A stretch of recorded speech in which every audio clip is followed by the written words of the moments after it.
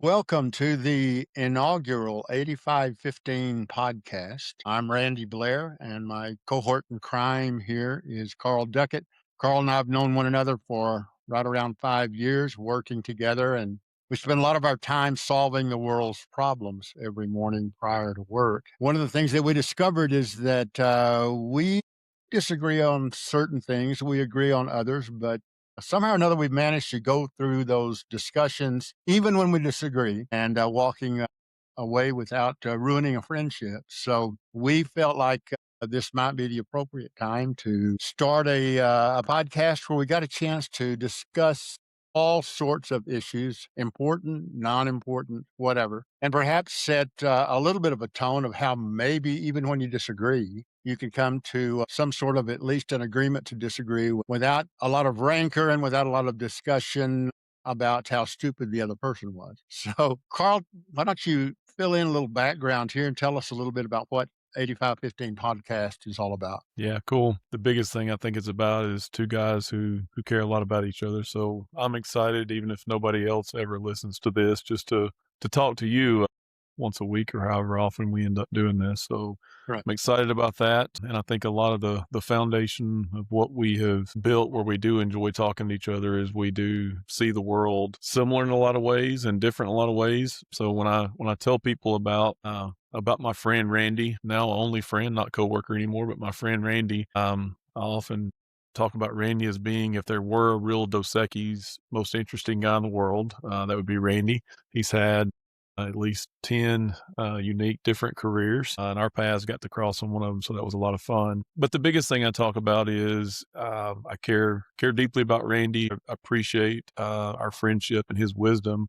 But when I framed it, and I've done this for a while now, I talk about one of the most fun things, and what's been a lot of our debate discussion is it is how we go about it. And as Randy said, we don't agree on everything. No two humans should ever really agree on anything, and that's what makes it fun. But I've often said we probably agree on about 85% of things, and probably those are the most important. We both share a deep love for Jesus. That starts out the foundation of a lot of things. We can start from there. We have 100% agreement on that, and then as we move out from that, we agree on a lot of things. But Randy's a Texas Tech guy. I'm a Texas Longhorn guy, so it starts diverging as we talk about sports and who our allegiances are to. But I've often said we agree on about 85% of things and we disagree on 15, but we have respectful debates and discussions in the 15. So that's really the genesis for the 8515 podcast. We agree on 85%, 15% we don't fully agree on, and we even find common ground, I think, as we discuss the 15 a lot of times. And I know for me, I change my perspective a lot of times as we talk through that part by just listening, which I don't think people do well. I struggle with that. My wife tells me that, but actually listening to what the other person has to say, I think is important. And so kind of why the podcast, and I'll give it back to you for your perspective too, but why the podcast? I think we need more of that in the world. I travel all over the world. Randy, obviously you're way south of me in the world. So we're in two different countries as we do this. And when you travel around the world, I think if you just take time to listen to people and talk to people, but listen first. I think we all, no matter where you are, I've been all over Europe, Asia, Mexico, Canada, US, and I find that we have a lot more in common as humans than we don't. And unfortunately, I think a lot of what we do now is focus on the pieces we don't have in common and spend a lot of time yelling at each other in a couple hundred characters on a social media site versus having respectful discussions. And I do think there's a reason that all these long form podcasts, be whoever, Joe Rogan's kind of the gold standard and the OG of it, but it's an authenticity and just a listening, talking, good interchange, respectful discussion. And a lot of people thought it wouldn't be successful, and it is. But I think the world needs more of that, just sitting down, having legitimate discussions about things we agree on, things we don't agree on. And that's what we hope to do, right? Carl, you and I, over the years, as we've discussed various and sundry things, one of the things I think both of us have seen is that this level of tribalism, this rancor that exists between sides that don't happen to agree with one another, just is getting louder and louder. The sort of cacophony of disagreement and discord seems to be pervading everything. I will have to admit, I did not suffer through the entire 2.5 hours of the State of the Union or whatever that ended up being. I It normally was a can hardly record. It stand. was a record, I understand, It so was a record. I will say that. I normally can't stand to sit through more than about 15 minutes of those things as they come about every year anyway. But I did want to point out a couple of things that you and I have discussed in the past. One of the things that I did notice is that our president, on several occasions during that 2.5 hours, referred to the other party, is the Democrats, as, to use his word, sick people and crazy people. He has recently characterized some of his liberal opponents as a disgrace to the nation. In fact, he recently criticized, as I think you're aware, some conservative Supreme Court justices who weighed in against him in a ruling, and he referred to them as fools and lapdogs for the radical left Democrats. Certainly that tells us a little bit of something about, if it has reached that stage of where there really seems to be a lack of decorum anywhere in Washington, D.C. And this is not an indictment of our president. I did a little background well, looking you are because a I big remember how fan. We should contentious let things. everybody know, Randy, that we gotta let everybody know you are a huge fan, though, so we'll Oh, figure that yes, out as yeah. we go on. Um, about back in 2016 when Hillary Clinton was running for president, she referred to Republicans as Nazis, saying that they wanted to round up all of the illegal aliens and put them into boxcars. She also, at that time, listed Republicans alongside Iranians as enemies that she was the most proud of making. So this is not something new. And the In famous fact, basket of deplorables, that was the one that everybody yes, loved so much. absolutely. But as someone who likes to, I take quite a bit of time reading political history and that sort of thing. And, what is viewed as probably the dirtiest political campaign, presidential campaign in the history of the United States was in 1828, John Quincy Adams against Andrew Jackson. And at that time, they both of them were targets of slander. They accused one another of adultery, of rape, of pandering, and even of murder. The newspapers at that time were really nothing more than sort of propaganda arms for the different political entities that were out there, which probably much could be said of the same thing today. But I guess the bottom line is this is not something new. This is not something that has just reared its ugly head in the last 20 years or the last 5 or 6 political cycles. But we are seeing a whole lot more of it. Now, I'm sure part of it is, we got a 24/7 news cycle. We've got podcasts. We've got YouTube channels. We've got social media berating us for good or for bad, Well, I think a lot of pretty it's much by design. 24/7. Well, I think some of it's by design too, Randy. And it's funny.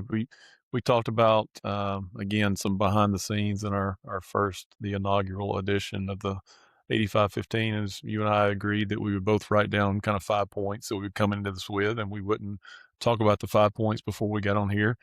You hit my first point. Tribalism is my first word in bold there. And I think a lot of people are busy. Everybody's working, trying to feed their families and pay mortgages and rent. And I think that leads to a little bit of the tribalism. I heard a term a couple of years ago that I think it describes the why. I think it's easier for people to be tribal is first of all, it's human nature. That's part of it. But I think the term intellectually lazy. And I think Good that term. really it it allows people to hijack people because they don't have time to do what you just said and read and study history and learn. For me to have an opinion and for you to have an opinion that's different than whether it's Republicans or Democrats or right wing or left wing or conservative or liberal or vaxxed or unvaxxed or masked or whatever. We've had a bunch of tribes to pick from over the last 5 or 6 years. It requires you to actually have an opinion of your own, which means you probably had to do some research and think on your own. Humans in general don't love to be alone. They like to be part of a group.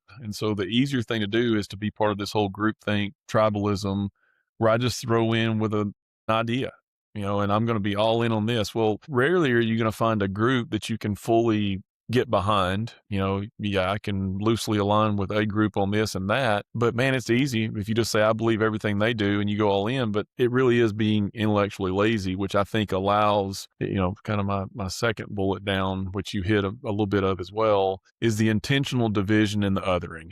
because calling people, whether it's a basket of deplorables or whatever, it's an othering of people that creates an enemy on the other side of whatever argument I'm doing. And I do believe, there is intention behind that by people who want money and power, which are the same thing, whether that's government or media or those are the same, whatever that looks like. And I think they prey on the fact that people are tribal, human nature, and people don't have time to read and understand and form their own opinions. And then you throw in the social media algorithm. It's an echo chamber. If you yell at YouTube or any of the different social media platforms long enough, it will yell back at you the same thing, and you'll be convinced you're right and your opinion is the only one in the world. And that begins the division and the othering of people. How do you ultimately harm people? How did you end up with Jews walking into concentration camps? You have to other people. They have to be different than you because you don't want to do that to the same people. And I do think uh, there is a struggle in this country for people to be not united. If we are united, we don't need, Big Brother, whoever, to come look out for us and save us from the big bad wolf. So as long as we can remain tribalistic, divided, othered, basket of deplorables, Nazis, and throwing those words around is so silly. I mean, Nazis, white supremacists, those words have true horrible meanings. And when you just start calling everybody that, they lose the weight of what they are. And also, it's shocking how some people respond, because you do end up with violence and you end up with people who are in political offices or public limelight who get shot because somebody's going to save, if you could, it's the whole baby Hitler thing. If you could take out baby Hitler, would you? Well, eventually when you call people, you vilify them enough and other them enough, there will be crazy people that take action. So yeah, I thought it was interesting. You had a couple of my points there. I like that term othering. I had not heard that, but you're absolutely right. And I'm wondering if part of this is not tied to we have developed. I think we've probably always been this way, but maybe it's become more of a focus. It's almost a win at all cost environment that we now have created. You've got to be a winner. It's absolutely essential that you win, and if you win, then somebody else is lost. It's interesting that we seem to turn every disagreement, anytime that we do not agree on a particular issue, somebody has got to win. It's got to devolve into an argument. Then there has to be a winner, which means that you're a loser. Even though the reality is most of these things that we have discussions about, whether they are political, socioeconomic, or whatever, boil down to a matter of opinion. There are a few, I think you and I have talked about this, absolute truths. We believe that Gravity, that's in the Word of God, but gravity and the a word of God lot, are about the two. that's about it. And so, at the same time, even though these are matters of opinion, we all want to declare ourselves the winner, and the other guy the loser. And it seems that, in the process of doing that and that becoming so all important, that we've lost all sense of decorum. And So let me read my third bullet here. I think this is going to okay, blow your mind, and people are going to start thinking that we're colluding on what we're doing. So my third bullet of my five, because we agreed that if we hit five, each of us have five, we're only going to cover five. But if we have five unique ones, we'll cover 10. My third one, How to Win Friends and Influence People by Dale Carnegie. It really changed my mind on debating and arguing with people so much. It really does a good job of breaking down the cost of arguing your side of being right. Even if you're right, what are you accomplishing? But it's funny. That is my third bullet. And it was an impactful thing. A friend of mine, we were talking about something and he said, yeah, I think you should read that book again. I already read it, but I read it. And the thing that stuck out with me, and it really changed, and I think it's probably why you and I have been able to do what we've done. It changed my perspective on, I don't remember anything it said when I read it the second time other than, what are you doing when you argue? You want to be right at all costs. And so if you are right, what does it matter? If you and I get into an argument and I happen to be right and you're wrong, what did I accomplish? I made you feel bad because you're wrong. Did I win? The weight of that, I walked away, I read that part of it on the plane. I'll never forget landing, and it changed everything. And not to say that I don't argue. I do, with the people closest to me, I probably argue too much, but I enjoy a good spirited debate. I mean, that's the DNA of what you and I are doing. But when you really look at it, everybody wants to be right. And I heard a lobbyist attorney in DC, I was talking to him in the early 2000s, and he summed up, I believe, pretty well what a lot of the problem is with our country right now.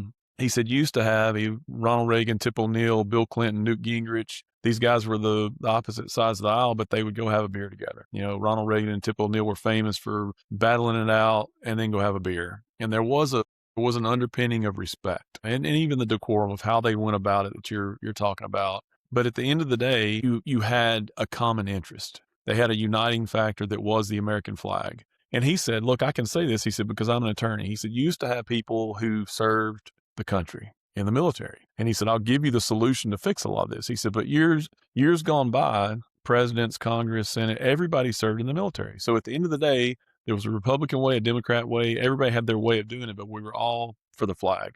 The flag was the single unifying force that we were going towards. So there was a different way to accomplish something, but we were all doing it for the good of that.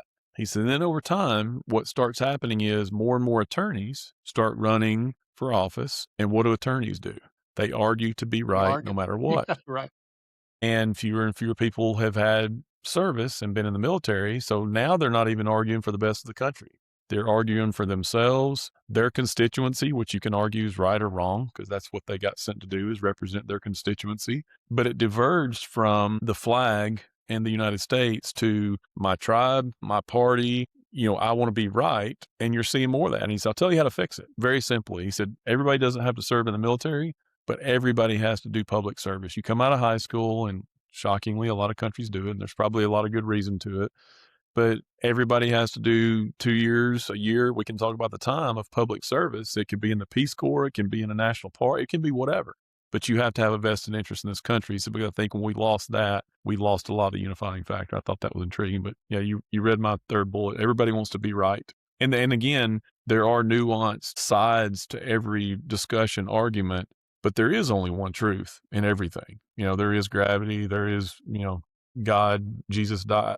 That is truth. But everybody else argues things, and they just say things matter of factly. And we'll probably at some point get into what's going on in the Middle East. But I was telling somebody this morning, one of the things that annoys me is I watch what people are saying, and then I watch what's happening. And I don't think that the president has built a good case on why we're doing this for the American people, and we're supposed to not be doing foreign wars, and it's supposed to be all about the American people, America first, make America great again. I've yet to hear anyone clearly articulate today, in 15 years, maybe Iran would be a threat, but today, how this is good for us. I've heard it's good for the Iranian people. It may be good for Israel. But again, if we just come out and say what it really was, that might be better. But I think the arguments are not based in truth necessarily, and then everybody wants to be right. So fully agree with you. Yeah. As I've been thinking about us launching this and taking what we've done for 5 years in our offices and bringing it now, out in the form of this podcast, a lot of questions came to my mind. Like,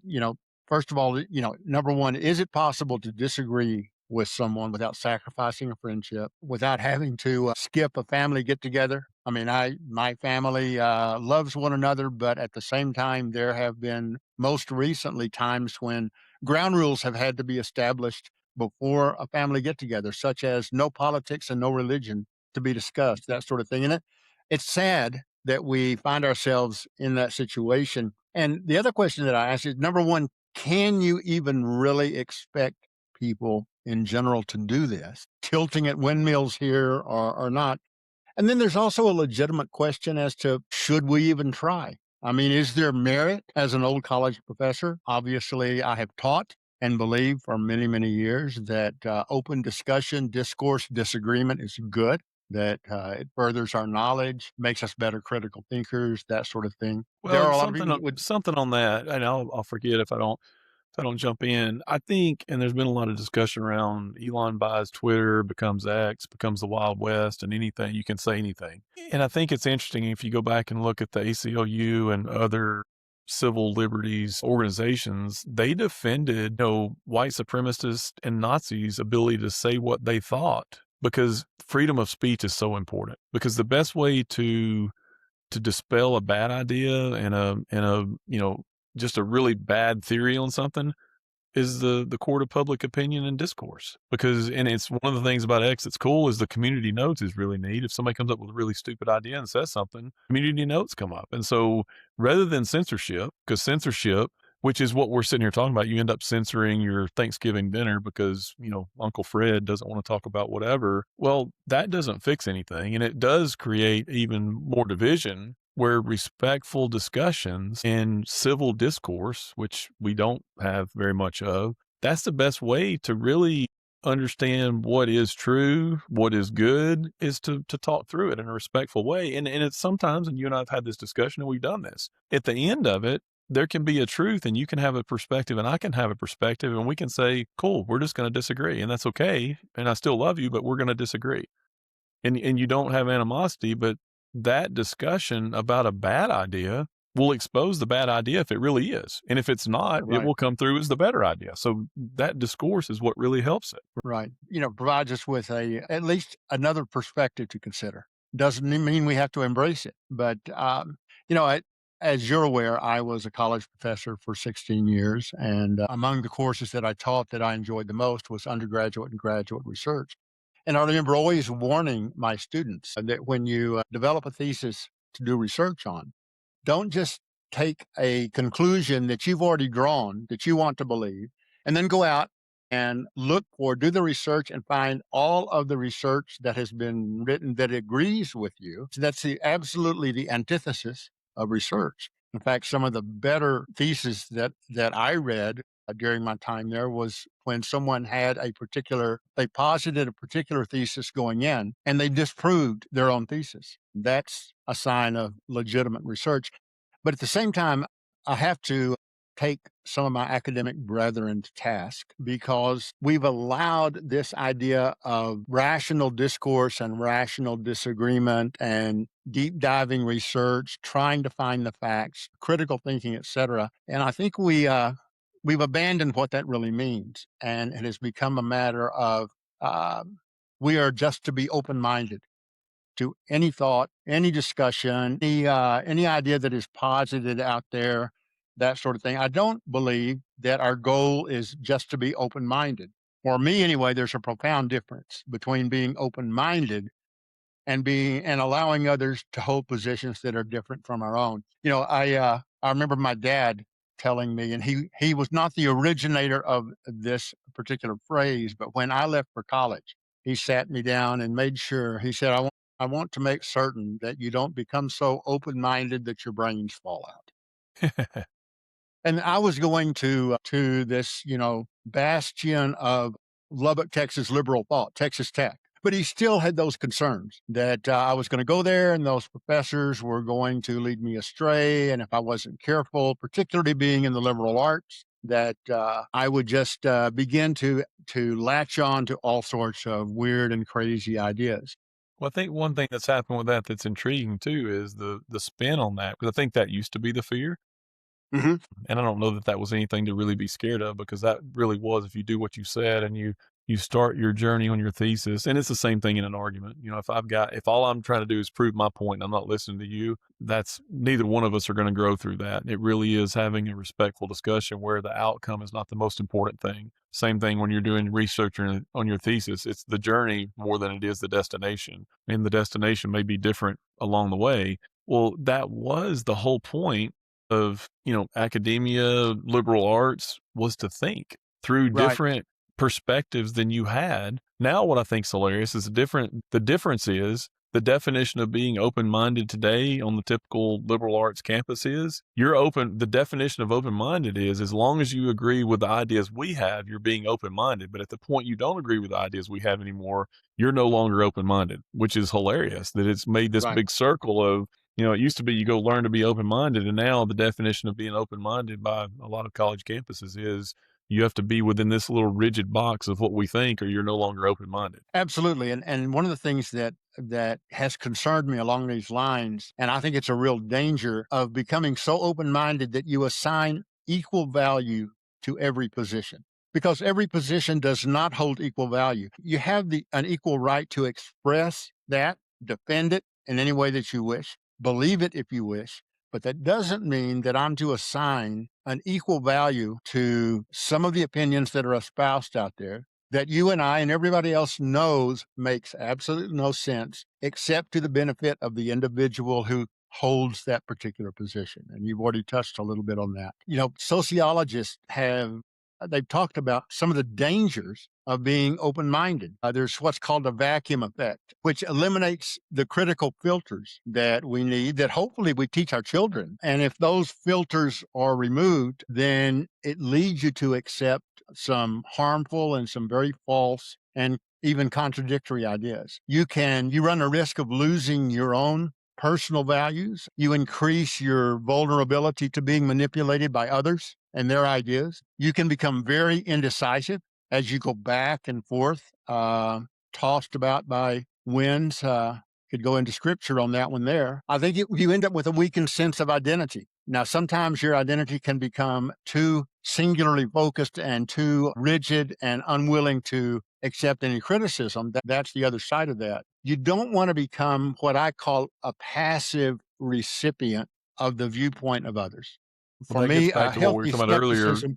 That gets back Yeah, to the being intellectually lazy, is if you're right. not willing to do the hard work to form some basis of what your foundational principles are. And again, they shouldn't be chiseled in rock. You should be able to, a few are, but beyond that, you should be willing to listen and understand and evolve.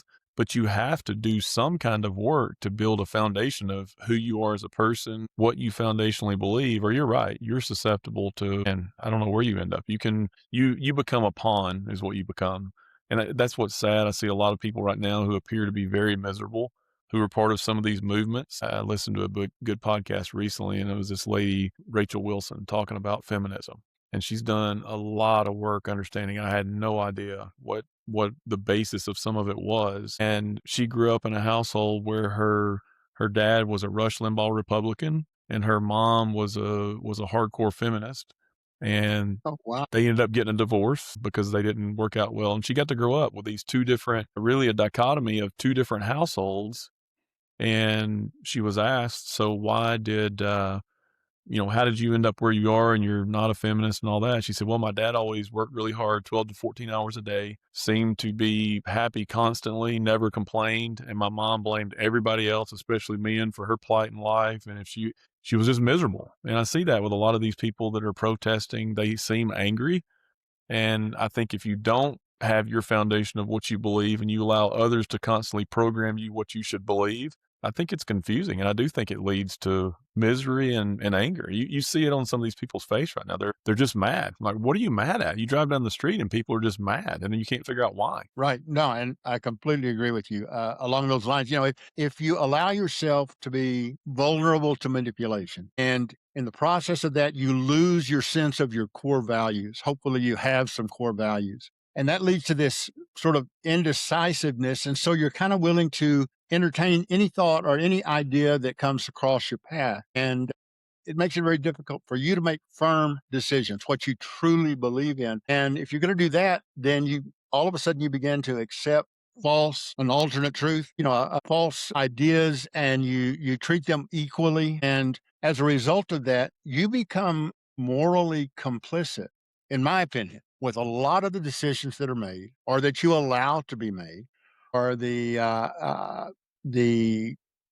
ideas that you support, mainly only because you're supporting someone's right to feel that way. But if we're not careful, we can become morally complicit in a lot of decisions that do impact us and impact our families and impact our nation. And I think that's something we got to watch out for. I've not always been a big fan of Ayn Rand.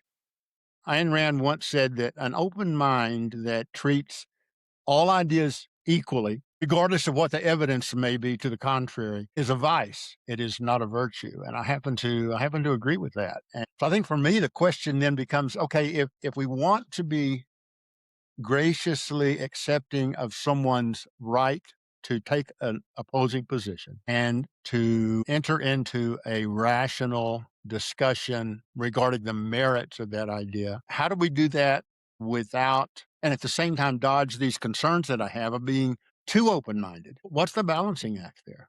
And how So, do we do it? man, that's a great setup for my fifth bullet. Good.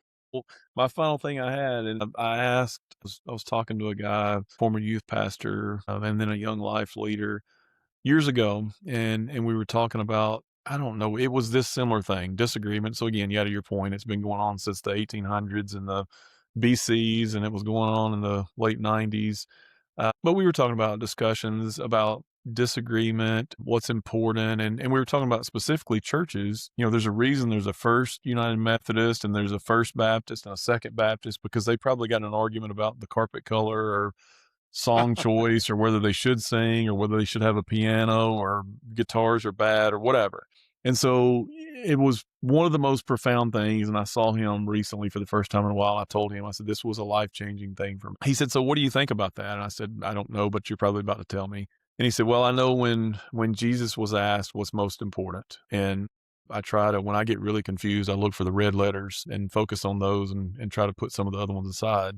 But when Jesus was asked what's most important, it was love your God with all your heart, soul, mind, and strength, and love your neighbors yourself. And this friend of mine, Norm, said, Carl, if we could just figure that out, we spend, and this is almost full circle back to what we're talking about, it kind of gets to the heart of what 85-15 is. And I believe it's probably higher than 85 for a lot of people. We could probably agree on a lot of things and what's good and the foundational piece. And if we would simply focus on loving God, loving ourselves, loving our neighbor, a lot of the other things go away. If we fix that one thing, unfortunately, in defense contracting, I wouldn't have a job because there wouldn't be wars. And I think foundationally, when we look at, how do we do it? How will we do it? How have we done it for the years we've been friends? I look back through my life. It's that foundational piece of love God, love yourself, love your neighbor. And if you can underpin all this stuff with love and respect, then, the disagreements, they become really not that important.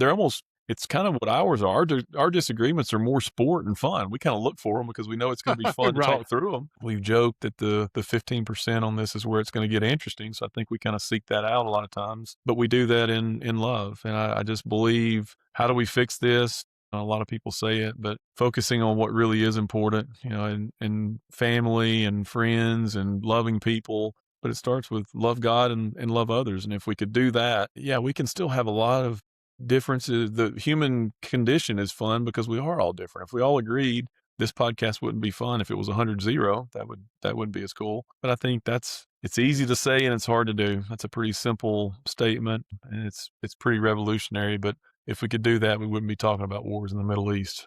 That's true. Well, I am glad you went down that path because you're right. I mean, you and I, as followers of Christ, this is not a religious podcast. It is not meant to be, but at the same time, our relationship with Christ is going to color attitudes, our approaches to dealing with people, the importance of relationships. And I'm glad that it does color that. Otherwise, I'm not sure how significant our relationship with Christ would be. That's going to come about in probably all of our discussions to a certain extent. For those who watch this podcast who do not believe in God and do not believe in church and think that Christians are crazy, that's fine. Go ahead and stay with us because a lot of the principles that we find in the Bible are applicable even if you are outside of the family of believers. I tried to teach my daughter as she was going away to college. Happy Now birthday to it's Allie been today, by the way. oh, It yeah. is her birthday. So And that's been 7 years ago that I was sending her off much in the same way that you're gonna be sending your daughter off here very, very soon. And one of the things I tried to teach her was, first of all, when you get into, a realm of discussion in a classroom or a discussion with your friends about what you should and should not be doing on a Friday night or Saturday night after the game or whatever. Number 1, go in setting boundaries, and I think that's true when we discuss things. Establish the core beliefs that you are not going to compromise. It doesn't mean you can't listen to a belief or from someone else that is contrary to that, but you need to have those core beliefs that you hold to, that you just refuse to compromise under any circumstances. and it doesn't mean you can't love that person. And I Absolutely. think that the essence of how did Jesus do what he did during his short time on earth, it's the cliche thing, but love the sinner, not the sin. You Mhm. never, just because you don't agree with somebody, that doesn't mean you shouldn't still care about them and love them. It doesn't change that. And I think Absolutely. that's missed today. And, it's almost like, again, you have to other the people. They're on the other side. I don't like them. So not only do I not love them, I don't like them. And then it becomes this tribal warfare versus no, there are distinct boundaries I'm going to have. I believe this, you can believe that, but I can still love you and we can walk away even though you're saying something different and I can listen to you and it's fine. Right. Another thing that I've told Allie is, apply critical thinking. And really, that's nothing more than taking new information that you've been confronted with and view it against the evidence rather than just accepting it outright. And for me, the evidence is the word of God. Okay. So you've got something that you can lay things up against. And at least from my perspective, and you can help, that will help you apply the critical thinking as you look at and as you listen to someone who's positions and beliefs may differ from your own. And then I've already mentioned this, but recognize that there's such a thing as a false equivalence. Not every perspective deserves equal weight. And it's interesting that you mentioned this because going back kind of full circle to my sort of backhanded, maybe it was a front handed correction of our president regarding how he sometimes treats his opponents. I was thinking about Matthew chapter 5, where Jesus is taking some of the Old Testament law and he's expanding it and telling us that it goes beyond just the simple understanding of the law. And I actually wrote this down because I don't have this memorized. But, Jesus said, you shall not murder. You heard it said, you shall not murder. And whoever murders will be liable to judgment. But I say to you that everyone who's angry with his brother will be liable to judgment. Whoever insults his brother will be liable to the council. And whoever says you fool will be subject to the fire of hell. And that's some pretty strong words. And unfortunately, it seems like everywhere we turn today, we find people that are constantly angry with their brother. They don't hesitate to insult their brother. And they think nothing about calling their brother a fool and other things much worse. And I would like to issue kind of a little bit of a warning to those of you who may listen to our podcast and who profess to be Christians. Don't dismiss these words of Christ out of hand or try to explain them away and give them some other sort of meaning in order to justify your own behavior. If you do that, you need to understand you do that at your own peril. But, Scripture has told us that there's a double-mindedness that the Apostle James warns us against. Again, it goes back to that wave of the sea that moves us back and forth between what we believe and what we don't believe and how we make decisions. And he says that makes you unstable in all your ways if you do that. The susceptibility to being deceived. Well, think about and we've talked about the word authentic, something, Yeah, I believe is important with podcasts, that people are listening to is be authentic, be who you are, and have that authentic conversation. But I think that's part of the problem. When I look at what annoys me about politicians and people now, it's the lack of authenticity. And so if and that's the other thing is if you don't get back to what we were talking about with the foundational belief and you're being tossed about with the ocean, that's what's annoying with politicians is they wake up every day, they put their finger in the air and see what the political wind is doing to figure out what they think about something. And it's not attractive. right. That's what a lot of people right now are frustrated with politics in general, Republicans, Democrats, all of them is it's simply polling data and what I should believe. And if you don't have that foundational truth and you don't have some firm belief in what you believe is the foundation, which, we can talk about what that foundation should be, but something or else you are being tossed about. And then it's hard for anybody to believe anything you're saying because it feels a lot like you're an amoeba at that point. You just flow with change and change with the winds. Yeah, and along those lines, again, coming out of academia, those of us in academia are guilty of assuming a position of intellectual superiority. And because we are much more intellectual than the average person, we know better what should be done, what decisions should be made. We know better what is better for you than you know yourself, that sort of thing. And the Apostle Paul in the second letter to Timothy warned against those who were always learning, but never able to come to knowledge of truth.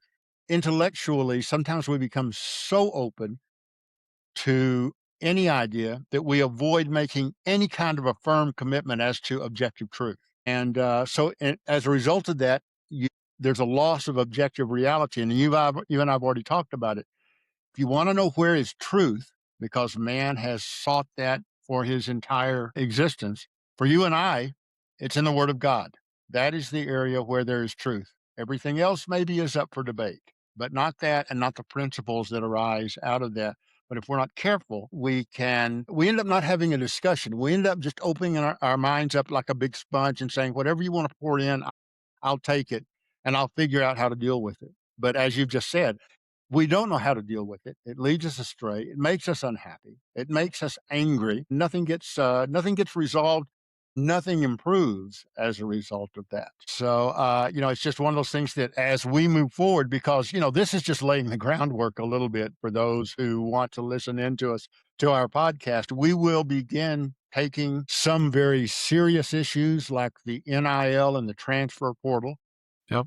Yep. as well as some issues that, maybe are less important, like nation building and overthrows of government and that sort of thing. But we Yeah, will we will we've approach got what, it's March, so we've got about 5 months to do the unimportant things before college football rolls around, and then probably dive into a lot of that, fixing that. So, yeah, we gotta solve we gotta get world peace before college football kicks off. well, and I see, do know one of the things that'll happen here, at least I hope, and you hold me accountable and I'll try to hold you accountable as well, is as we approach all of these different issues and disagreements and ideas and socioeconomic issues and political disagreements and that sort of thing, that we maintain what I call a Berean mindset, where the Apostle Paul said that they tested everything. They were open to looking at everything and they tested all of it against the scripture. So I would hope that at the end of the day, as we are agreeing or disagreeing and agreeing to disagree, that we do so in that particular light. We'll see where it leads us. I'm looking forward to it. And for those of you who see a awful lot of agreement here right now, just wait. As Carl has said, it's the 15% where it really gets interesting, and Yeah. so I'm looking Yeah, forward I to that. think the fun part's gonna be the destination. I think or not the destination, but the journey. We've talked about The that. journey, I don't know how many problems we'll solve. I don't think we'll get to world peace before college football starts. We definitely won't agree on superiority of conferences and all that throughout the ebb and flow of the season. But the journey is going to be fun. It has been prior to putting a microphone and a camera along with it. And I am hopeful. We've talked about it. We'll force our families to watch and listen. Then we'll make them listen to a few and we'll see what happens. But if nothing else comes of this other than I get to talk to you each week, I'm excited about that. all But right. I am optimistic that another one or two people could stumble across this thing at some point and listen and hear two guys from different parts. I mean, we were both born and raised in different parts of the country. We live in different parts of the world and we've got completely different experiences. And we've come together and I hope that we can set an example in the 15 of how two guys who, again, if you sit us down, people wouldn't say, oh, those two guys are probably really close friends. But we've become that. There's a lot of respect and admiration I have for you, and it's through the conversations we've had that a lot of that's been built. So I'm hopeful. I prayed on the way home before I jumped on here with you that God can use this. Can I have to end it with a Longhorn thing? When Of the course. good admiral was giving the speech at the Texas commencement, and he talked about changing the world. You and I probably will not have an audience of 4 million people anytime soon. So how do we go change 4 million people's lives and their opinions on how you can do things? One person at a time. You and I get to interact with people, and we've got our circles. Maybe it expands by 5 people through doing this, but I am hopeful that God can use this in a way that might be able to set an example, if only for one or two people, that they can then go have a discussion with another one or two people, and you and I will never live long enough to see it, but world peace might be achieved if you could just get one or two people to have a conversation with one or two people in a loving and respectful ways. I'm looking forward to it. I'm very excited about it. This is something we've talked about for a long time, and I don't know that either one of us ever thought we would be sitting here doing it. But by golly, on 3/3/26, we're doing it. So it's fun. I'm excited about it. I'm excited too, and this is something that's going to keep an old man alive for a long time. So I need this, and I need this discussion. I need this time together. So I appreciate Love it. it. I appreciate you, and God bless you, brother. And we'll talk soon. Very well. Talk soon. Love you, brother.